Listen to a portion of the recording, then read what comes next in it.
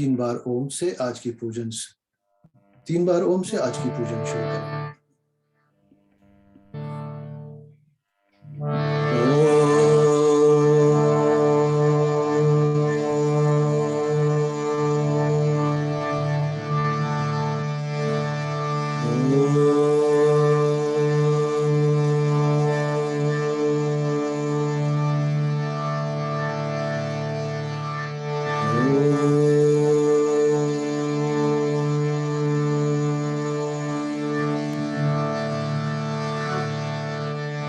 गुरुर्ब्रह्मा गुरुर्विष्णु गुरुर्देवो महेश्वरा गुरु साक्षात् परं ब्रह्म तस्मै श्री गुरुवे नमः।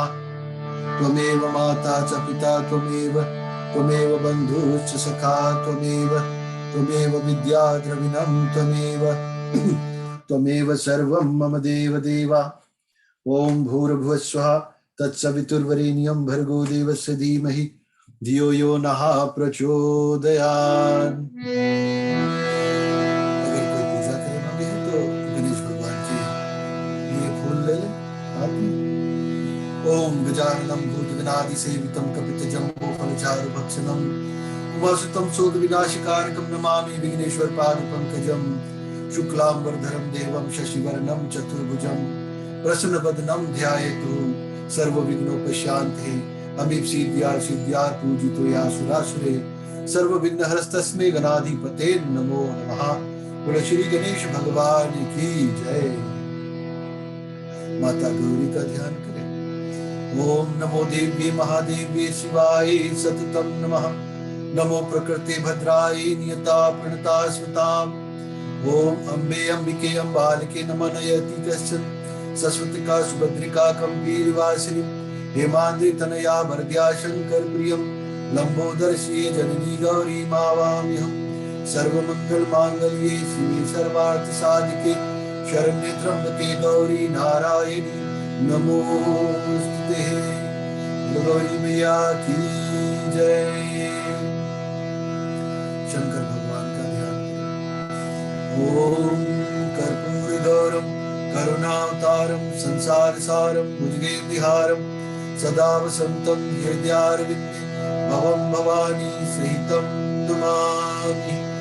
नमः शिवाय नमः नमः शिवाय नमः नमः शिवाय नमो नमः। उमापति महादेव की जय। श्री राम जी का ध्यान करें। ओम शांताकारं भुजगशयनं पद्मनाभं सुरेश्वरं विश्वधारण गगनसदृशं मेघवर्णं शुभांगं लक्ष्मीकान्तं कमलनयनं योगिर्विद्यानिगम्यं वन्दे विष्णु भवभयहरणं सर्वलोकैकनाथं। हे राम पुरुषोत्तम नरहरि नारायणं केशवा गोविंद गरुड़ध्वजा गुणानिधि दामोदर माधवा। हे कृष्णा कमलापति यदुपति लक्ष्मीपति सीतापति वैकुंठपति चराचरपति पाहि मां। मंगलम भगवान विष्णु मंगलम गरुड़ध्वजा मंगलम पुंडरीकाक्षं मंगलाय तनोहरि। राम रामेति रमे रामे मनोरमे सहस्रनाम तत्तुल्यं राम नामावरानने। अयोध्या मथुरा माया काशी कांची अवंतिका हरिद्वारावती गंगे सप्तते मोक्षदायिका। नीलांबुज श्यामल कोमलांगं सीता समारोपित वामभागं भानु महासायिका चारुचापं नमामि राम रघुवंशनाथं। वसुदेवं सुतं देवं कंसचाणूरमर्दनं देवकी परमानन्दं श्रीकृष्णं वन्दे जगद्गुरुं। श्यावर रामचंद्र की जय। जगत जननी माता सीता की जय। श्री लक्ष्मण भरत शत्रुघ्न भैया की जय। श्री कृष्ण भगवान की जय। हनुमान जी का ध्यान करें। ओम मनोजवं मारुततुल्यवेगं जितेन्द्रियां बुद्धिमतां वरिष्ठं वातात्मजं वानरयूथमुख्यं श्रीरामदूतं शरणं प्रपद्ये। अतुलितबलधामं हेमशैलाभिदेहं धनुजवनकृशानं ज्ञानिनामाग्रगण्यं सकलगुणनिधानं वानराणामधीशं रघुपतिप्रियभक्तं वातजातं नमामि। निश्चय प्रेम प्रतीत ते विनय करे सन्मान, तहि के कारज सकल शुभम सिद्ध करे हनुमान, पवन सुत हनुमान की जय। ठीक है, भगवान के फूल पत्ती चढ़ाए के बाद में चंदन सिंदूर के टीका लगा दे। श्रीखंड चंदनम दिव्यम गंधादो सुम्नो हरण विलेपन सुश्रेष्ठम चंदनम प्रतिगृहताम चंदनम समर्प्यामि श्री हनुमत समेत श्री सीताराम लक्ष्मणाय नमो नमः। सिंदूर शोभनम रक्षो भाग्यम सुखवर्धनम कामाद चेवम सिंदूरम प्रतिगृहताम सिंदूरम समर्प्यामि श्री हनुमत समेत श्री सीताराम लक्ष्मणाय नमो नमः। तुलसी के पत्ता हो तो तुलसी पत्ता चढ़ा दे भगवान राम जी को, अगरबत्ती जला दे। वनस्पति रसोद्भूतो गंधाद्यो गंधुत्तम आद्र सर्वदेवानाम धूपोज्याम प्रतिगृहताम धूपम दर्श्यामि श्री हनुमत समेत श्री सीताराम लक्ष्मणाय नमो नमः। दिया दर्शन करा दे। ओम साज्यम चावर्ति संयुक्तम वाहिना योजितम मया दीपम ग्रहान देवेश त्रिलोक्यातिमिरापहम।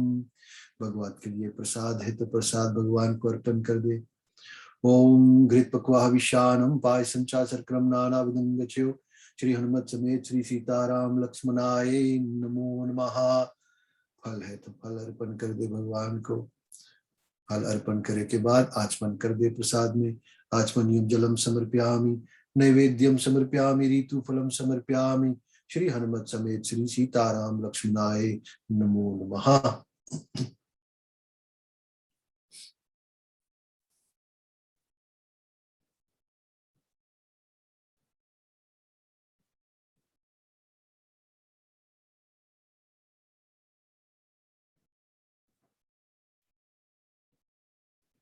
ठीक है, पूजा अगर आपके हो गए है तो सब चीज अर्पण कर दिया भगवान को, और फिर बैठकर हम लोग श्री रामायण की जो कथा है उसको श्रवण करेंगे।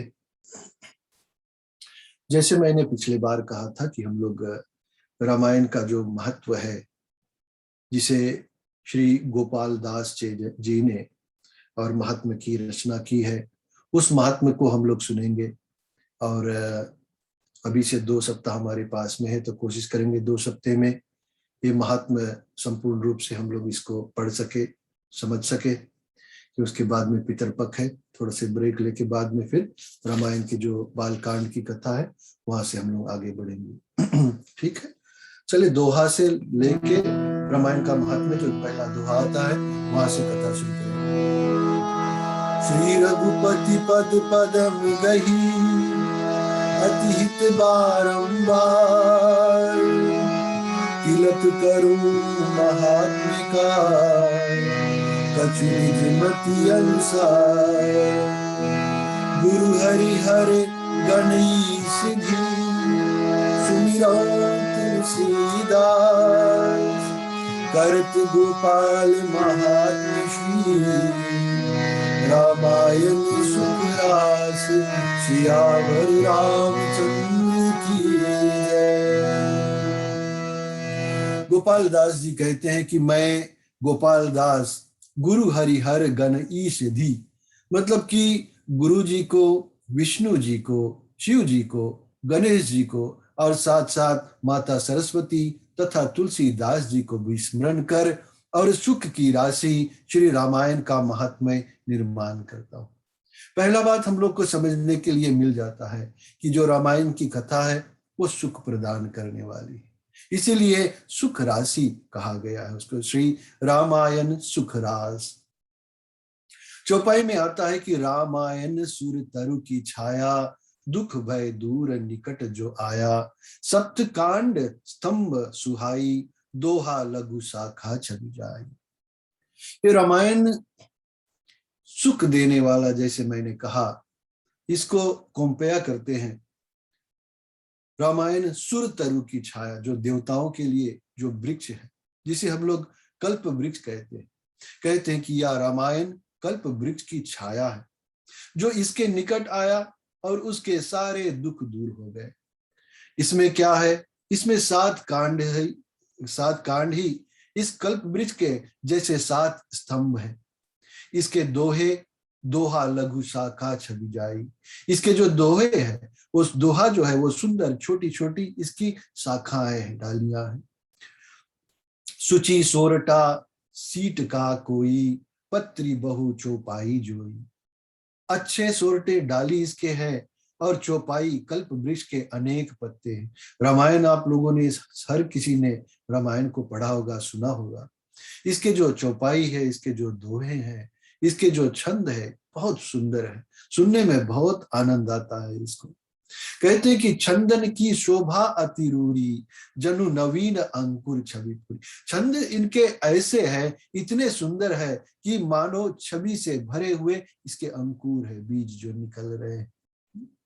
अक्षर सुमन रहे गह गाई, अति अद्भुत सुगंध कविताई। और इनके अक्षर ही मानो गह गहे घने इस कल्प वृक्ष के फूल है, इतने सुंदर। विविध प्रकार अर्थ सोई फल, श्रोता सुमति स्वाद जाने भल।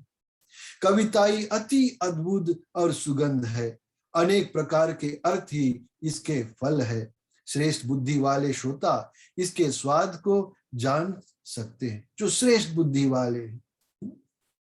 कहते हैं कि वो लोग इसको अच्छी तरह से, श्रोता सुमति स्वाद जाने भर, अच्छी तरह से रामायण का जो फल है उसका स्वाद जो है उसको समझते हैं। भक्ति ज्ञान वैराग सरस रस, बीज दोए निर्गुण सह गुण अस। ये रामायण की कथा में कहते हैं कि भक्ति ज्ञान और वैराग इसका सुंदर रस है, निर्गुण और सगुण या दो इसके बीज है। और कहते हैं कि मुनि भुषुंड शिव प्रथम ही गाई, सोई गाई जग हेतु गोसाई। जो कथा जगत के निमित्त शिव जी, मुनि और काकभूषण जी ने प्रथम गाई थी, वही जगत के निमित्त और गोसाई तुलसीदास जी ने गाई है। तुलसीदास रामायण नहीं करते प्रचार, कुल के कटिल जीव ये को कर तो निस्तार। कुछ सवाल आता है, ज्ञानी लोग सवाल करते हैं कि जो गोसाई तुलसीदास जी रामायण का प्रचार नहीं करते तो कलयुग के कुटिल जीवों का और कौन निस्तार होता। इस कलयुग के जो कुटिल करेक्टर्स है, इसमें करेक्टरिस्टिक्स है, इससे पार कौन जा सकता था इतने कठिन अवसर में। रामायण सुर धेनु समाना, दायक अभिमत फल कल्याणा।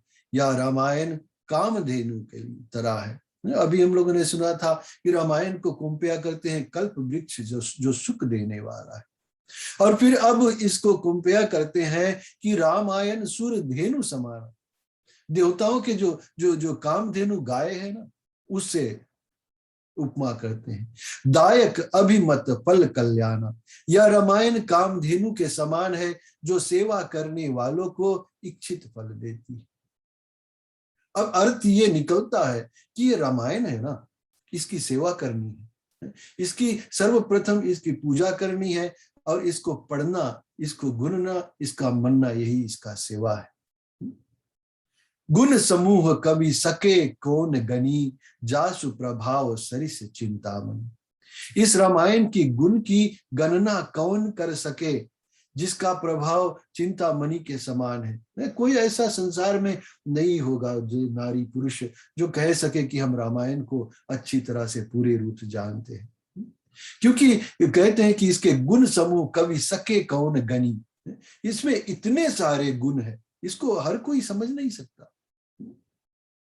राम अयन रामायण आही, वर निपार पावेश को ताही। रामायण में राम का स्थान ही है। जैसे हम लोगों ने और पिछले सप्ताह जब भागवत कथा पढ़ रहे थे तो हम लोगों ने सुना था कि भगवान कृष्ण स्वयं भागवत में प्रवेश कर गए थे, वो भगवान का स्थान ही था। इसमें भी कहते हैं कि राम अयन रामायण आही, रामायण में राम का स्थान ही है। फिर इसका वर्णन कर और कौन इसको पार कर सकता है। यह रामायण में अद्भुत फुलवारी है जिसके ऊपर राम रूपी अति सुंदर भौरा आकर बैठते हैं। रामायण अद्भुत फुलवारी, राम भ्रमर भूषित रुचि भारी। ये समझने की बात है। कहते कि रामायण अद्भुत फुलवारी है। अब जैसे बोलते हैं कि जो भौरे होते हैं ना, जो मधुमक्खी वगैरह होते हैं, उनको फूलों से रस चूसने में, रस लेने में उसमें इंटरेस्ट है, रुचि है, तभी तो उसके पास जाते हैं।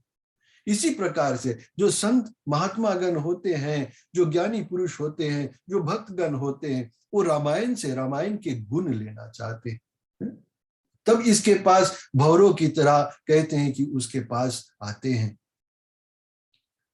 रामायण जही घर माई, भूत प्रेत तहां भूली ना जाई। जिस घर में रामायण रहती है वहां भूत प्रेत भूल कर भी नहीं आते। नहीं गति तहां दरिद्र ही केरी, तहां श्री महावीर की फेरी। उस घर में दरिद्रता नहीं आती और महावीर जी की फेरी हमेशा वहां पर लगा रहता है। जैसे हम लोगों ने बाबा तुलसीदास जी के जीवन चरित्र में सुना था कि जहां पर रामायण रहता है वहां पर हनुमान जी हमेशा रहते हैं। यंत्र मंत्र सगुनौती जेती, रामायण महाजानिए तेती। जितने मंत्र है, यंत्र है और सगुन नीतियां हैं, वे ही सब रामायण में विद्यमान है। जो रामायण में प्रीति करता है उसके समान कोई बड़े भागी नहीं है। अगर कोई इंसान अपने आप को बड़े भाग्यवान, इस मनुष्य शरीर पाकर अपने आप को भाग्यवान समझता है, तो उसका रामायण से अटैच रहना अति आवश्यक है। अगर वो रामायण से अटैच नहीं है, जो रामायण में प्रीति नहीं रखता, रामायण से प्रेम नहीं रखता, उसको बड़ भागी नहीं कर सकते, उनका भाग फूटा हुआ कह सकते हैं, क्योंकि मनुष्य के शरीर लेके उसने अपना भाग जो है बनाया नहीं। रामायण समको नहीं, सब उपमा उपमेय, उपमा भाषा और की, कैसे को कवि दे, सियावर रामचंद्र की जय। रामायण के समान और कोई ग्रंथ नहीं है। यह सब उपमाओं की उपमेय है और भाषा की उपमा कैसे कोई कवि दे सकता है। रामायण जैसा ग्रंथ, इतना आनंद देने वाला, इतना पवित्र, इसको जब हम लोग गाते हैं, सुनते हैं, बस आनंद ही आनंद प्राप्त होता है। जैसे हम लोगों ने यहाँ पर अभी पहले पढ़ा है कि ये ज्ञान को बढ़ाता है, फिर भक्ति दिलाती है, वो ज्ञान भक्ति के आधार पर फिर वैराग्य स्थिति आती है। रामायण ऐसा हम लोग को देता है। कहते हैं कि त्रेता में भय वाल्मीकि मुनि, ते कलयुग भय तुलसीदास पुनि। सतकोटि रामायण भाकी, इन मथी सार सुसूक्ष्म राखी। त्रेता में जो वाल्मीकि मुनि हुए वही फिर कलयुग में तुलसीदास जी हुए थे। वाल्मीकि जी ने 100 करोड़ रामायण कही और इन्होंने उसे मत कर सार भाग से सूक्ष्म कर बनाया, छोटा बनाया। उसके जो जिष्ट था उसमें से, उसका जो रस था उसमें से निकाल कर कहते हैं कि उसको सिंपल बनाया बाबा तुलसीदास जी ने। अब बतलाते हैं कि ये जो 7 कांड बतलाए गए हैं, इसमें कौन कौन से कांड है, क्या क्या होता है।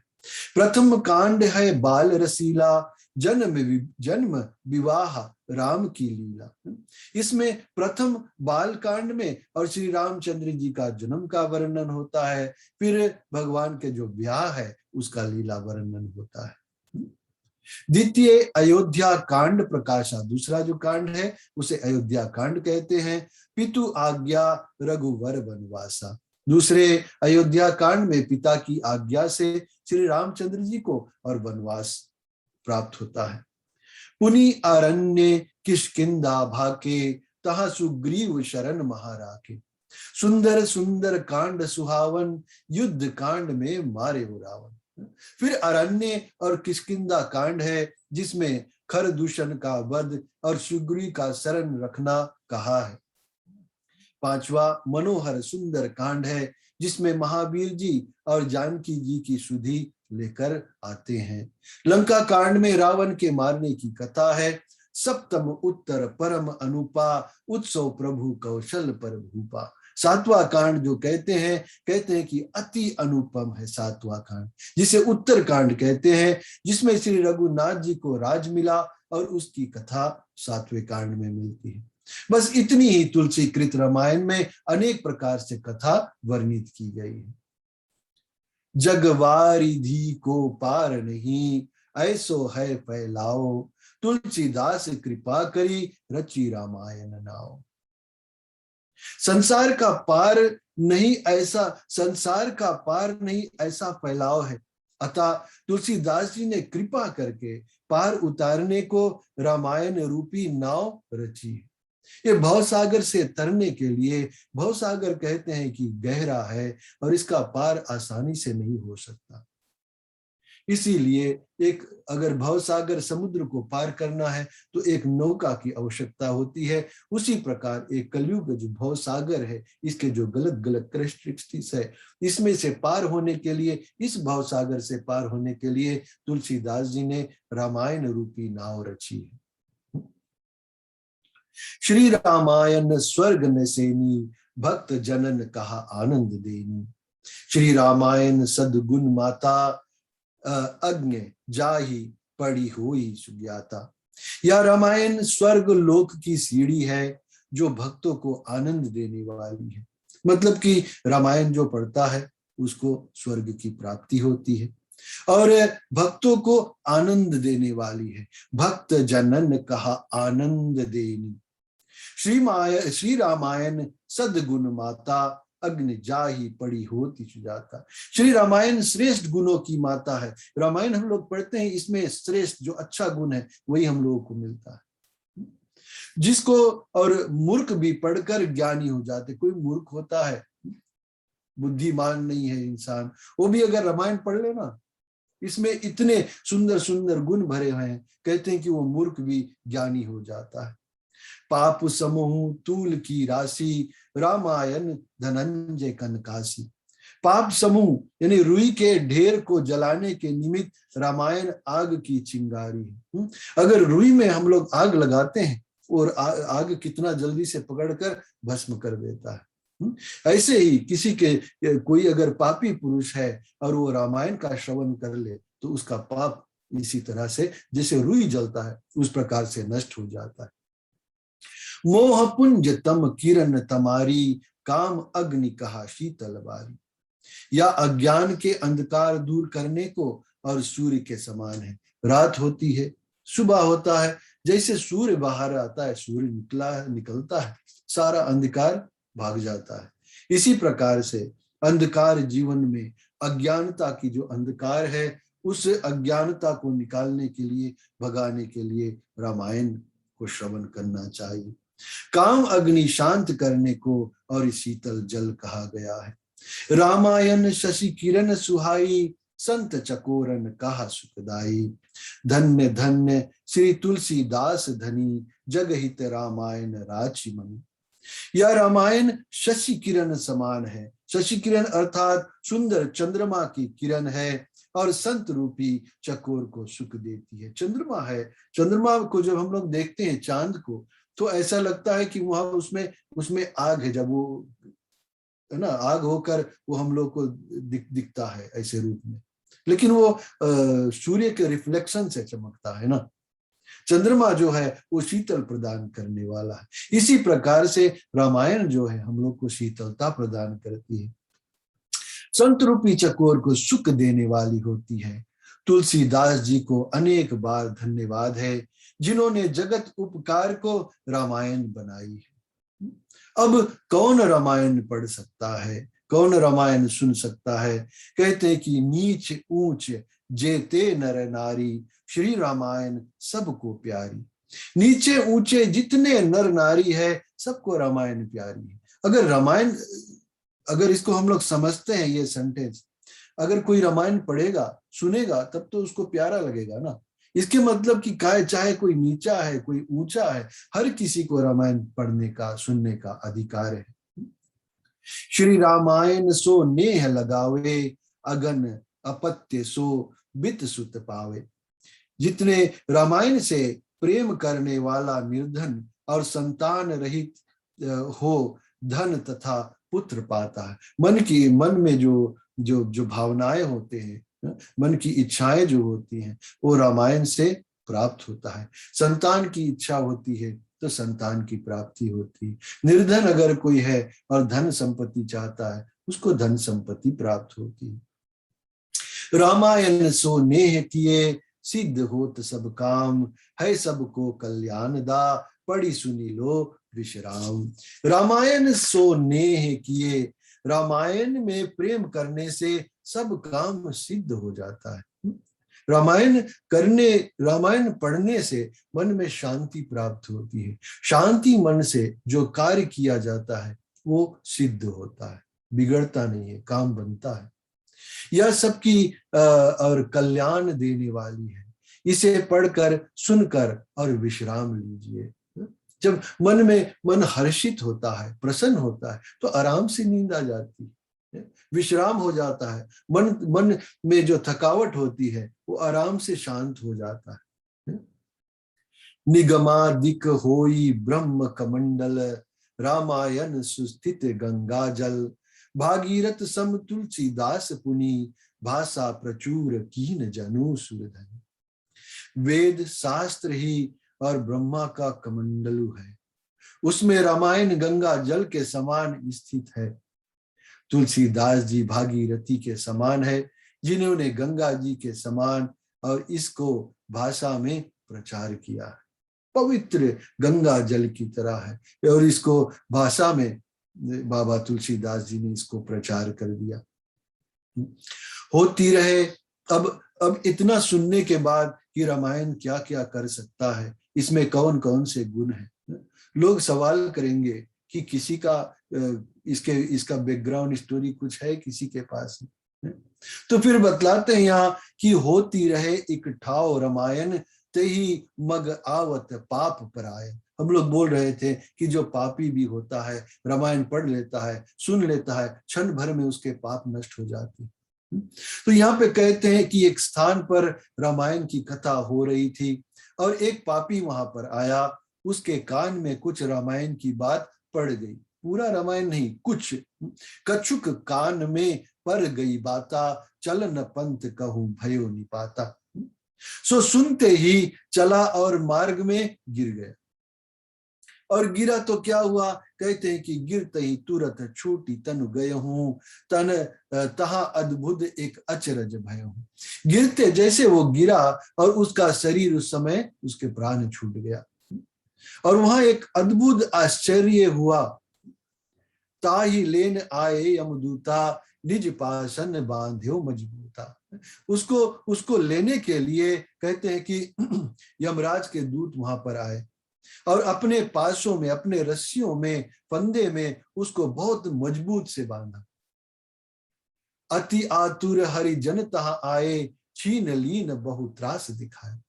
उसी समय भगवान नारायण के पार्षद वहां पर आए और यमराज के दूतों को धमकाकर छीन लिए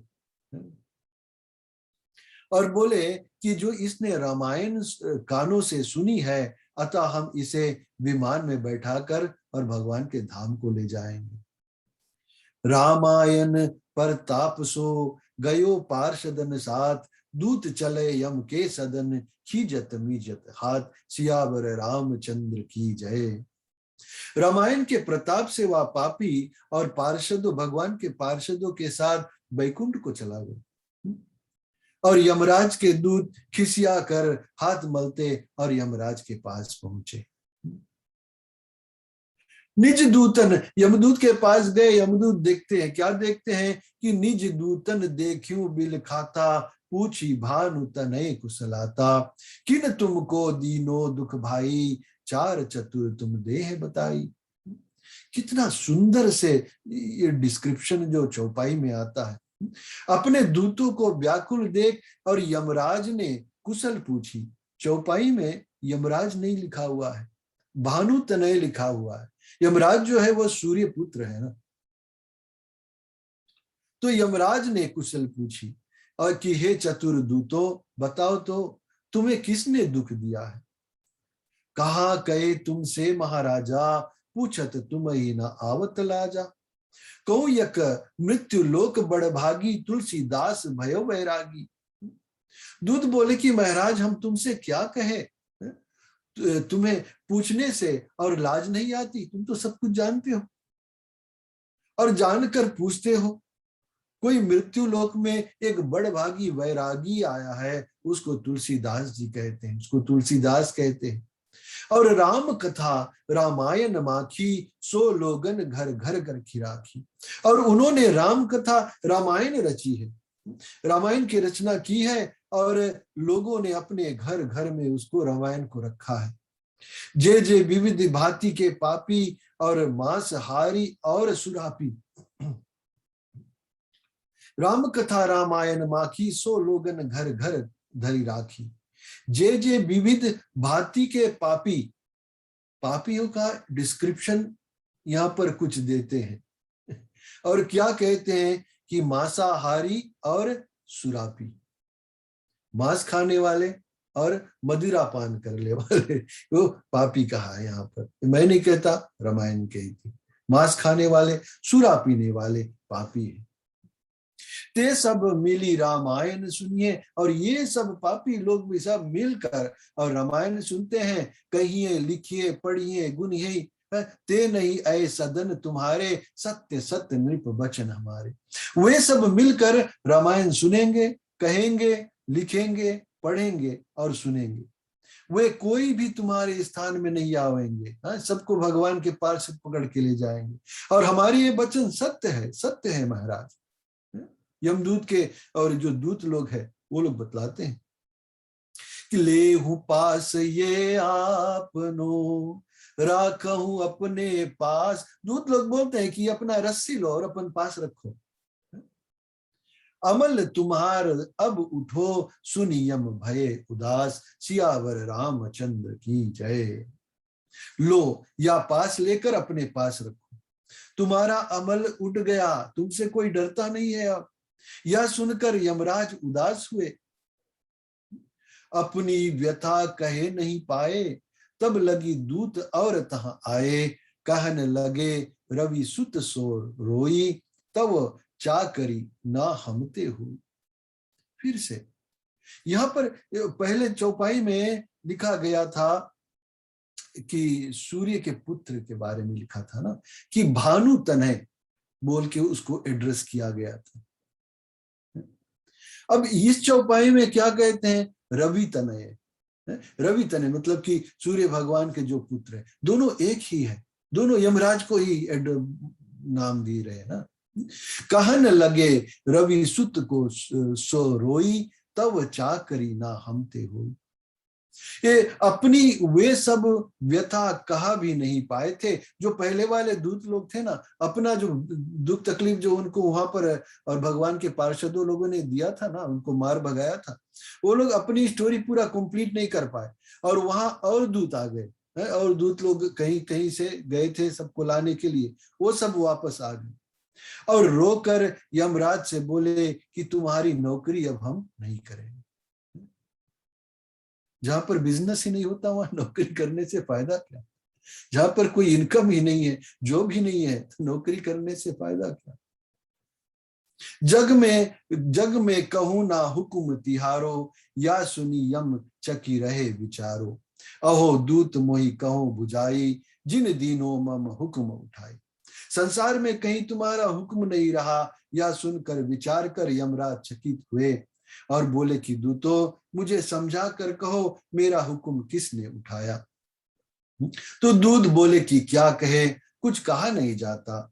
एक कोई तुलसीदास गोसाई हुए हैं, उनकी रामायण जगत में व्याप गई, छा गई उसकी रामायण, और जिसने सब पापियों को पवित्र कर दिया। और बतलाते हैं स्टोरी कि गए हम एक अधम ग्रह माई, अति दुख भयो जात कही नाई। तहां देख्यो एक कपि बलवाना, उग्र स्वरूप सदृश हनुमान। कि आज हम लोग एक महापापी के घर गए, सो वहां जो दुख हुआ वह कहा नहीं जाता। वहां एक बलवान बानर, तीक्ष्ण रूप और हनुमान के समान हम लोगों ने देखा। प्राणन को गाहक भयो, तब हम भे अति दीन, शरण शरण तव शरण है, अस्तुति बहुविधि कीन। हम तो पापी के घर प्राण लेने गए थे, दूत लोग बतला रहे हैं यमराज से, पर वहां एक बानर हमारे प्राणों का ग्राहक बन गया। एक बानर था बहुत भारी और हम लोग के प्राण के पीछे ही पड़ गया। तब हमने और आपकी शरण है, आपकी शरण है, आपकी शरण है ऐसा कहकर और बहुत दुखी होकर उनकी अनेक प्रकार से स्तुति की, तब उसने छोड़ा हमको। तब तो है प्रसन्न कपिराई, हम सन पुनि परतीति कराई। तब उन कपिराज ने प्रसन्न होकर हमसे ऐसी शपथ कराई, प्रोमिस कराया है? कि क्या प्रोमिस कराया कि धरी होए रामायण जहावा, कब हूं भूल ना जाए हूं तहुआ, कि जहां पर रामायण धरी हुई हो वहां पर भूल कर भी कभी मत जाना। प्रोमिस कराया बोले कि बानर जे श्रोता वक्ता रामायण, कब हूं मति जायऊं तई आयन, अस हम सो कपि शपथ कराई, तब छूटन पाए सुनो राई। जो रामायण के कहने सुनने वाले हैं उनके स्थान में कपि भूल कर भी मत जाना। जब कपि ने हमसे ऐसा सौगंध कराई तब महाराज हम छूट पाए। सुनी यमराज बहुत घबराए, निकट बुलाए दूत समझाए, नाम रूप गुण कथा राम की, क्यों ना फेरी तौन धाम की। यमराज समझ गए कि किसके बारे में ये लोग बात कर रहे हैं, किसकी स्तुति, किसकी स्टोरी, किसका रामायण, राम है कौन। तो यमदूत सोचे कि चलो इनको हम समझाते हैं। यह सुनकर यमराज बहुत घबराए और निकट बुलाकर दूतों को समझाया। क्या समझाया? कि नाम रूप गुण कथा राम की, कथा राम जी की होती है जहां पर, और उस धाम की तुम फेरी ना करना, कभी वहां पर मत जाना। अजामिल की सूरती करूं जो, और ना कछु जुत मांझ धरूं जो, थकी सो रहे दूत सुनी बानी, धन्य श्री रामायण महारानी। बोलो श्री रामायण महारानी की जय। बोले कि तुम अजामिल की कथा स्मरण करो और कुछ मन में मत लाओ, कि वह नाम से ही तर गया। अजामिल महापापी था, मरते समय यमदूतों को देखकर भय पाकर डर के मारे अपने पुत्र नारायण के नाम वाले की और उसने पुकारा। उसी नाम के पुण्य से भगवान के पार्षद और बैकुंठ को उसको लेकर चले गए। अपने पुत्र को वो बुला रहा था नारायण नारायण बोलकर, लेकिन श्रीमन नारायण बैकुंठ धाम से अपने दूतों को भेज दिए और उसको साथ में लेकर गए। रामायण तेजस्वनी सत भाषा सिर मोर, यमपुर जाको शौर है, समता को नहीं और, सियावर रामचंद्र की जय। पातक बोलते हैं कि रामायण बड़ी तेजस्वनी और श्रेष्ठ भाषाओं की सिर मोर है, जिसका यमपुर में भी शोर है। यमराज के पास भी वहां रामायण की बात होती है। उसकी समता को कौन प्राप्त कर सकता है? रामायण के बराबरी कौन कर सकता है? पातक महालाग्यो किन कोई, रामायण सुनी रहे न कोई, चाहे चारों फल को साधन, करु रामायण को आराधन। चाहे कैसा ही पातक लगा हुआ हो, रामायण के सुनने से नहीं रह जाता। जो चारों फल के पाने की इच्छा हो तो रामायण की आराधना करनी चाहिए। ये चारों फल किसकी बात कर रहे हैं? धर्म, अर्थ, काम और मोक्ष, ये चार फल कहेंगे। रामायण पढ़ने से ये चार फल प्राप्त होते हैं। आप धार्मिक होते हो, कर्म करते हो भगवान के प्रति,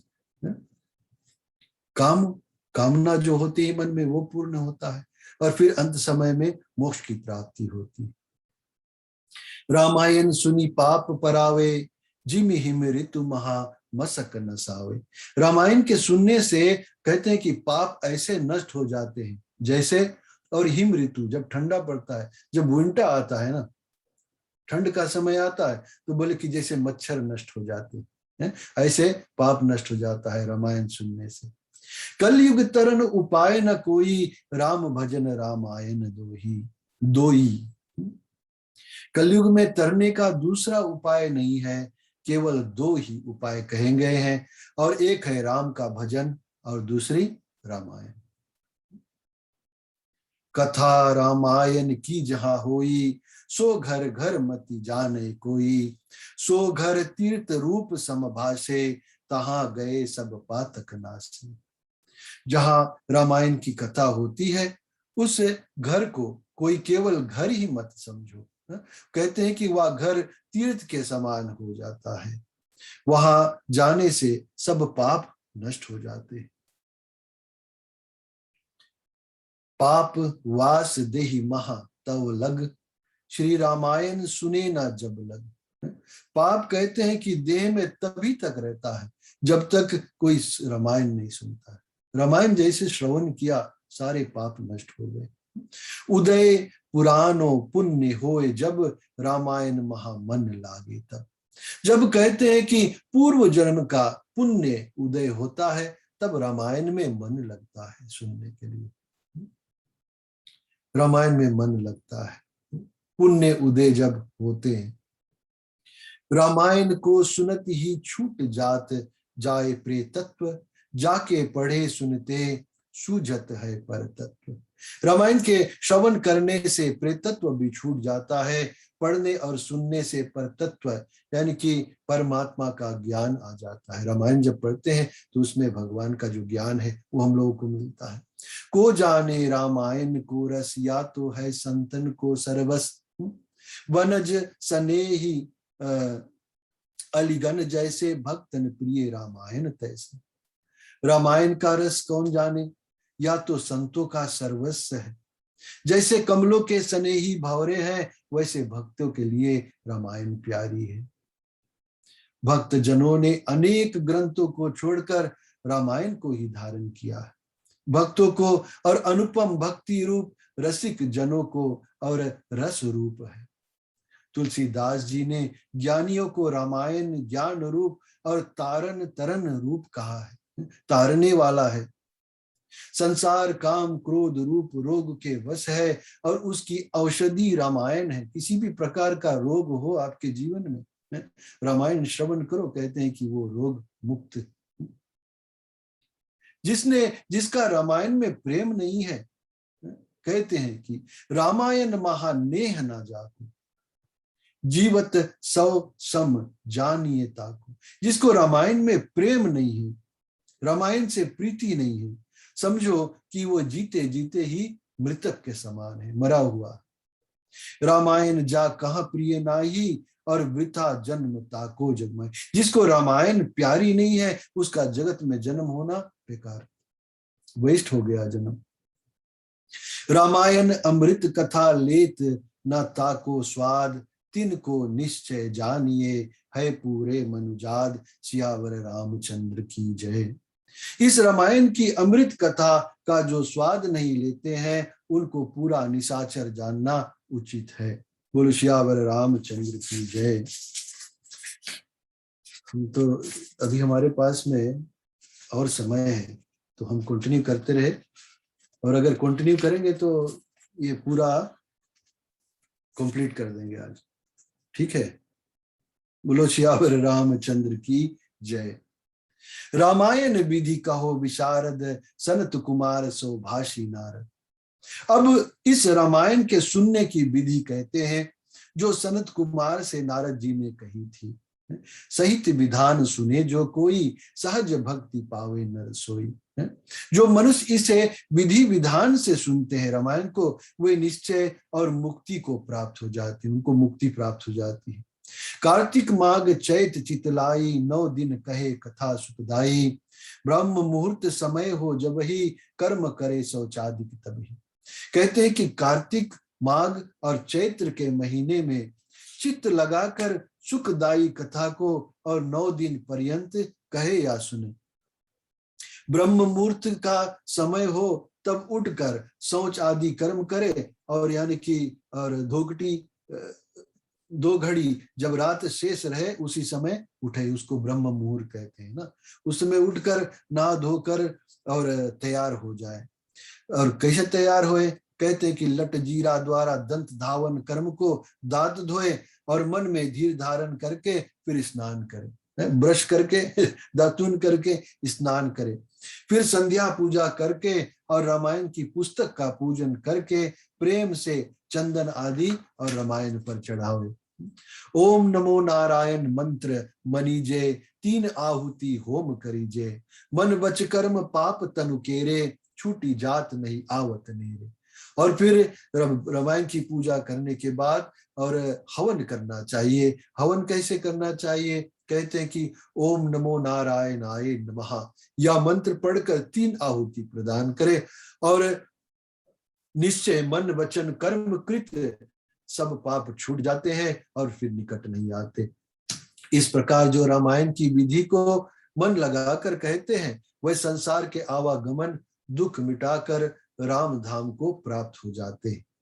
जो कोई किसी कार्य को जाए, जैसे मैंने कहा था शुरू में हम लोगों ने पढ़ा था, कहे कि इसमें जो मंत्र यंत्र है वो सब रामायण में ही लिखा हुआ है।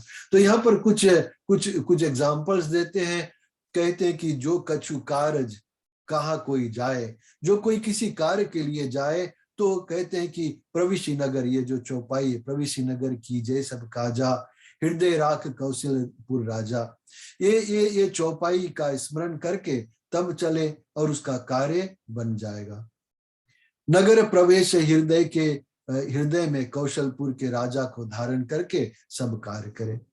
फिर कहते हैं कि जो विदेश में कुशल चाहे तो और इस चौपाई का स्मरण करके चले कि रथ चढ़ी सिया सहित दो भाई, चले बनहि अवधि सिरनाई।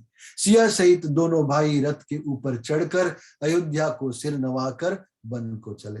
जैसे हम लोग माइग्रेंट्स है ना, फिजी से आए हैं, दूसरे देश में विदेश में रहते हैं, तो ये मंत्र तो हम लोगों को रोज पढ़ना चाहिए अगर इस देश में सुख चाहते हो तब। जो विदेश में कुशल चाहते हो तो इस चौपाई का स्मरण हर दिन करें। भूत पिशाच जाही जब लागे, या सोरठा पढ़े सुभागे।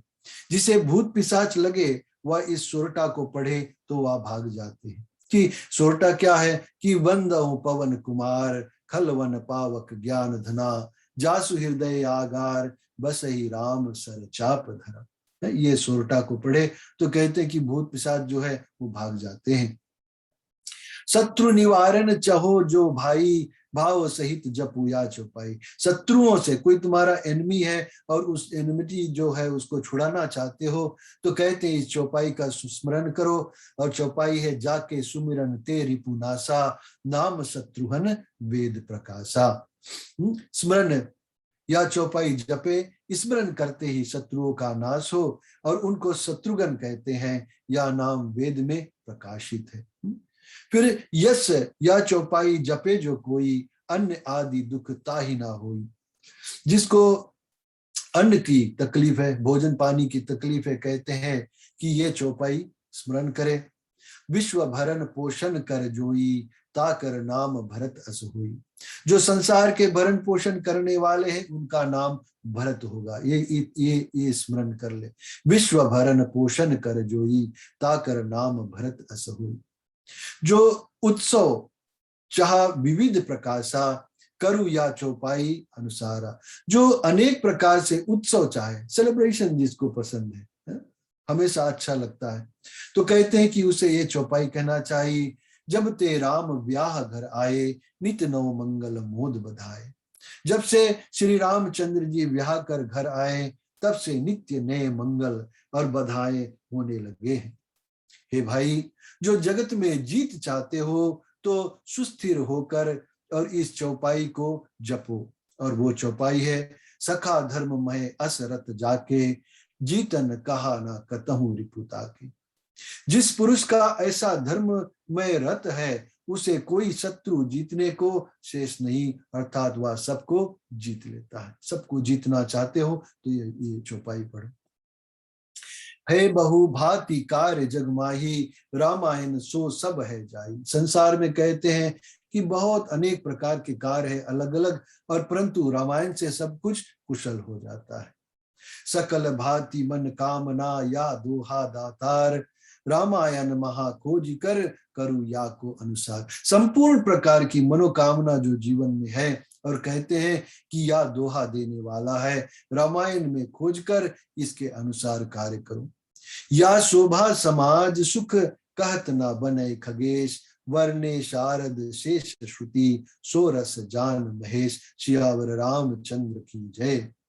काकभूषण जी बोले कि हे गरुड़ जी, श्री राम जी के राज्य की शोभा, समाज और सुख का वर्णन नहीं हो सकता। शेष, सरस्वती और वेद वर्णन करते हैं। शिव जी उस रस को विशेष जानते हैं। अब बोलते हैं कि चलो हम तुमको एक सुंदर इतिहास, हिस्ट्री सुनाते हैं। वर्णो एक रुचिर इतिहासा, तुलसीदास जो कीन तमाशा। तुलसीदास जी ने एक तमाशा किया था कहते हैं, और जो कार्य किया था उसके बारे में बतलाते हैं। और द्रविड़ और काशी के राजा कुछ समय तक इस एक स्थान में रहते थे। दोनों में अधिक प्रीति बढ़ी, मन में कपट का लेश मात्र भी स्थान नहीं था। दोनों राजाओं की रानी गर्भवती हुई तो दोनों ने प्रसन्नवश कहने लगे। द्रविड़ देश के और पति ने सुखदायक वार्ता कही, वाणी कही कि हे काशी के राजा सुनो, तुम्हारे पुत्र मेरे कन्या हो अथवा मेरे पुत्र तुम्हारे कन्या हो, अगर मेरी पत्नी को पुत्र हो और तुम्हारी पत्नी को कन्या हो या उसका वाइस वर्सा, तो बोलते हैं कि हे राजन, जो ऐसा संयोग हो तो हम तुम परस्पर विवाह का उत्सव करेंगे। यह बात सौगंध है, कसम खाकर और परस्पर दृढ़ की और कही कि अब निरंतर प्रीति रहे। ऐसे ही हम लोगों का प्रेम हमेशा बना रहे, ये सौगंध हम लोगों ने ले लिया है। सुखद समय आयो जब को निज निज भवन गए नृपदो। फिर किसी अच्छे समय में दोनों राजा अपने अपने घर को चले गए। कन्या भई दुई ओर जानी जाति ना देव गति। अब एक प्रॉब्लम हो गया कि दोनों तरफ परमात्मा की गति कहते हैं कि जानी नहीं जाती ना, और दोनों ओर कन्या पैदा हो गई दोनों के घर में। किंतु द्रविड़ देश के राजा ने दूत को काशी भेजा कि मेरे घर में पुत्र हुआ, मैसेज भेजाया कि मेरे घर में पुत्र हुआ। द्रविड़ देश के राजा ने ऐसे अपने दूत को भेजकर कहा, वह छल जिस कारण से हुआ मैं वह भी अकारण कहता हूं। द्रविड़ देश का राजा जब अपने घर आया तब रानी से यह बात कही कि जो दोनों ओर कन्या हुई तो मैं निश्चय ही अपना प्राण त्याग करूंगा। रानी ने राजा के और मुख से यह बात सुनी तो बहुत घबरा गई। अपने पुरोहित को बुलाया, राजा से छिपाकर यह बात कही। अपने घर का जो पुरोहित, जो घर का पंडित था, और ये बात कही कर अपने पति से कहे, छुपा कर ये बात कही कि मेरा सुहाग तुम्हारे हाथ में है, पंडित से बतलाती है, नहीं तो मैं अनाथ होती हूँ, या कन्या की बात छिपाओ। अब घर में हमारी कन्या हो गई, पंडित से बोलती है कि ये बात तुम छुपा लो। रानी द्रव्य दीन नहीं थोड़ी, बहुत सारे द्रव्य देकर और पंडित को ब्राइब कर लिया उसने। अतः लोभवश पुरोहित की मति बौरा गई। तब सेवक दासियों को द्रव्य देकर वश में किया और आदर मान से बहुत दान दिया। और एक सेवक काशी जी भेज दिया और उससे समाचार पाकर कि वहां कन्या हुई है, तब यह उपाय किया। पुत्र का नाम गुप्त रखाया और 12 वर्ष तक द्वार ना दिखाया, मतलब घर से बाहर उसको नहीं जाने दिया। पंडित बोले कि इसे 12 वर्ष तक राजा अधिक कोई पुरुष ना देखे, सब कोई, और ब्याह समय में इसको, जब इसके शादी हुई तब सके इसके कोई देखे। तब इधर राजा का मित्र से मिलने का निमित्त चित्त और उत्कंठित हुआ और 12वें वर्ष में नेगी को भेजकर ब्याह मांगा। न्योता बता कि अब बरात वगैरह लिखा हो। बड़े आनंद से चलते चलते नेगी काशी के राजा के यहाँ आए और राजा ने उससे पत्री ले बांच कर कहा कि सुंदर बारात लाओ। जब द्रविड़ का राजा ब्याहने आया तब बात खुली कि यह वर पुरुष नहीं है। बड़ी लाज लगी, पता लगा कि ये तो पुरुष नहीं है, दोनों तरफ लड़की लड़की है। काशी के राजा ने क्रोध कर कहा कि मैं द्रविड़ के राजा का सिर कटवा दूंगा। वह सुनकर द्रविड़ के राजा बहुत डरे और अपने यहाँ का छल जान बहुत पछताने लगे। फिर बड़े दीन हो द्रविड़ के राजा तुलसीदास जी के पास गए और रक्षा करो, दुख नाश करो, या कहकर उसके पांव में गिर पड़े। तब तुलसीदास जी ने काशी के राजा को बुलाकर प्रेम से समझाया कि यह पुत्र कहे के पुत्री का ब्याह करने आए हैं, यदि यह पुत्र हो जाए तब ब्याह होगा। तुलसीदास जी पूछते हैं कि इधर तो लड़का समझ के आई से, और यदि ये पुत्री अगर पुत्र हो जाए तो वो ब्याह करने के लिए रेडी है कि नहीं। दूसरा तरफ के राजा के बारे में पूछे ना। तो काशी के राजा बोले कि महाराज, जो या पुत्र हो तो हम साज सजाए विवाह करेंगे। तब तुलसीदास जी ने वेदी रचाए और गणेश और गौरी जी को मनाया। सिंहासन पर रामायण धर और 9 दिन तक और पारायण की, अर्थात रामायण को वाचा। जिस कन्या ने वर का वेश बनाया था और उसी को सन्मुख बैठाया, उसको सामने बैठाकर मुख श्रोता बनाकर उसको बैठा दिया और अपने आप वक्ता हुए और श्रोता हुए। सब दुनिया वहां देखने को आई। जब सब कथा बाजकर सुनाई, तब गोसाई तुलसीदास जी ने और उसके सिर पर हाथ रखा। अरु या चौपाई पढ़ी, राम ही सुमिरि प्रसन्न, ती अवसर बर है गयो रामायण, श्री रामायण धन। श्री रामचंद्र जी का स्मरण कर और प्रसन्न होकर वह अगली चौपाई जो मंत्र है पढ़ी और उसी अवसर में वह कन्या वर हो गई। रामायण की बड़ी महिमा हुई और बड़े आनंद से द्रविड़ नृप ब्याह कर अपने घर को गए। वह चौपाई, वो जो मंत्र था, क्या था? मंत्र महामणि विषय व्याल के, मेटत कठिन कुअंक भाल के, रामायण जब कही गोसाई, प्रगटन हित काशी फिर आई।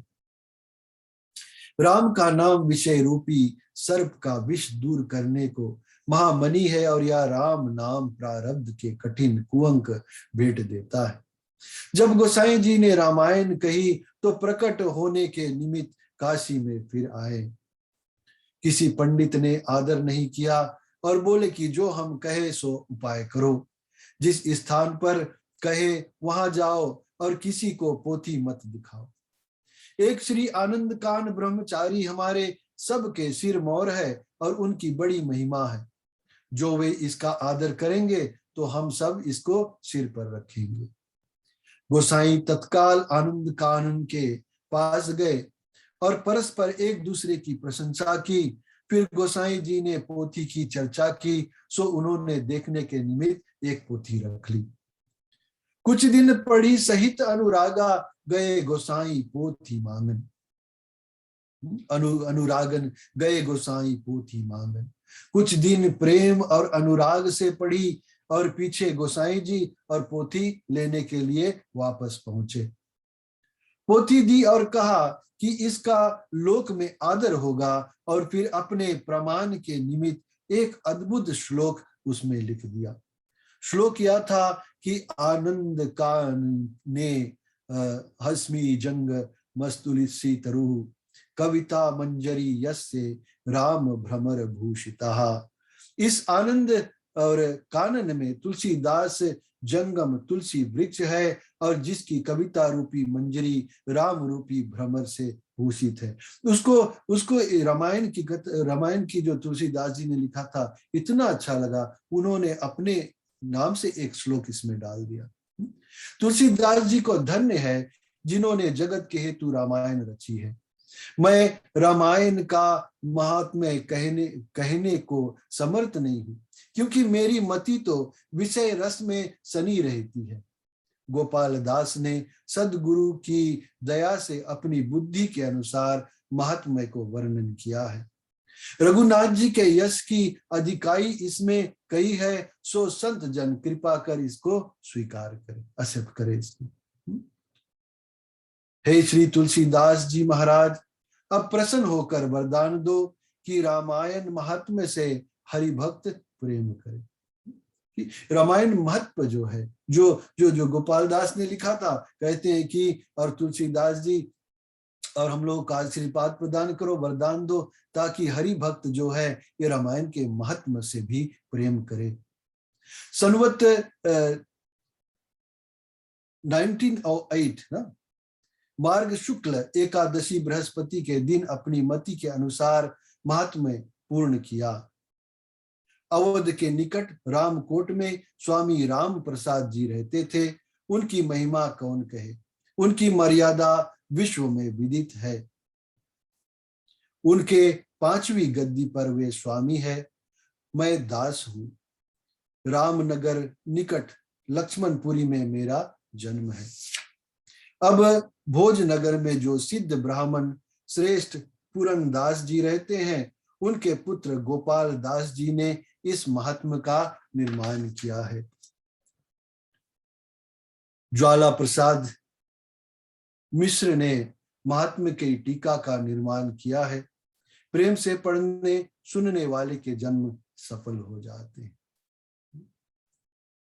इति श्री रामायण महात्म्य संपूर्ण। बोलो श्यावर रामचंद्र की जय।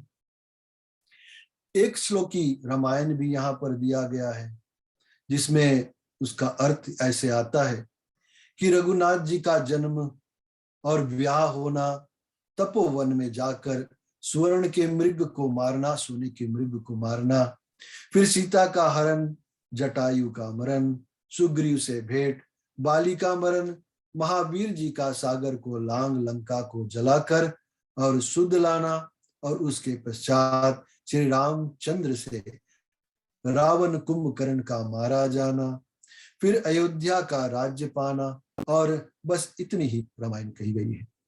एक श्लोक जो नित्य प्रति पढ़े प्रेम मन लाए, मिश्र सदा सुख पावहि जन्म सफल हो जाए। श्यावर रामचंद्र की जय। एक श्लोक की रामायण जो यहाँ पर दिया गया है। आदौ राम तपोवनादि गमनम हत्वा मृगम कांचनम वैदेही हरणम जटायु मरणम सुग्रीव संभाषणम वाली निर्दलनम समुद्र तरनम लंकापुरी दाहनम पश्चात रावण कुंभकर्ण हननन चैतद्वी रामायण। ये कहते हैं, यही एक श्लोकी रामायण है, और इसको जो पढ़ता है कहते हैं कि उसका जन्म सफल हो जाता है। बोलो श्यावर रामचंद्र की जय। हमने सोचा था कि इसको 2 भाग में करके पढ़ेंगे, लेकिन एक में ही कंप्लीट हो गया। ये अच्छा ही हुआ, है ना? ठीक है। अच्छा, कोई आरती वगैरह करना चाहता है तो रामायण की आरती कर ले। तब तक हम एक छोटा से भजन करेंगे, और फिर उसके बाद में और कोई जग भैया भजन कर देना।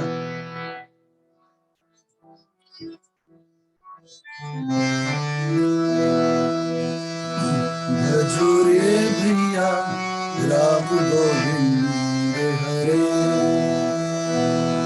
भजोरे भैया राम गोविंद हरे, राम गोविंद हरे, राम गोविंद हरे, भजोरे भैया राम गोविंद हरे। जप तप साधन नहीं कछु लागत, जप तप साधन नहीं कछु लागत, खर्चत नहीं गठरी, खर्चत नहीं गठरी, भजोरे भैया राम गोविंद हरे, भजोरे भैया राम गोविंद हरे।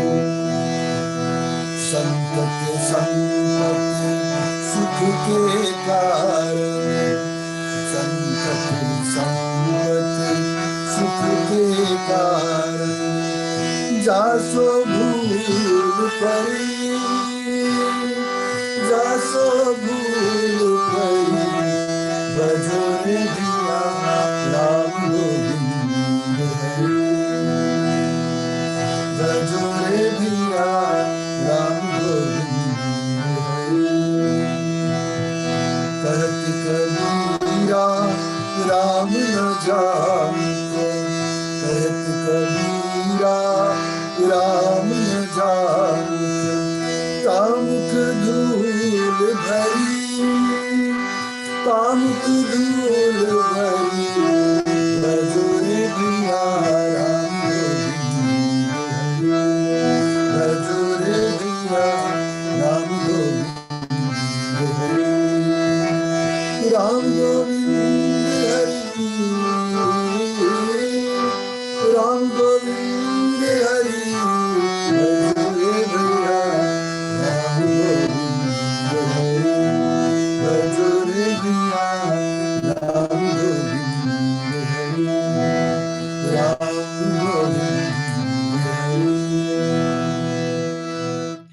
कहते हैं कि भजो भैया राम गोविंद और हरि। बहुत सिंपल नाम है ना, राम गोविंद हरि। जप तप साधन और कछु नहीं लागत। जप करना, तपस्या करना, किसी प्रकार की साधना करना, ये कुछ एफर्ट नहीं है, इसमें कुछ नहीं लगता, और कोई खर्चा भी नहीं लगता भगवान का ध्यान करने में, राम के भजन करने में। कहते हैं कि संतत संपत सुख के कारण, हर कोई अगर भगवान से दूर है, भगवान के भजन से दूर है, तो क्यों है? तो कहते हैं कि संतान के पीछे दौड़ रहे आदमी, या तो संतान के कारण, या संपत्ति के कारण, या अपने जीवन में सुख के कारण, झूठा सुख के कारण उसके पीछे और भाग रहा है। यही कारण से वो भगवान के भजन को भूला हुआ है। फिर कहते हैं कि कहत कबीरा राम ना जो मुख। कहत कबीरा, राम जिसके मुख में राम नहीं है, उसके मुख में है क्या?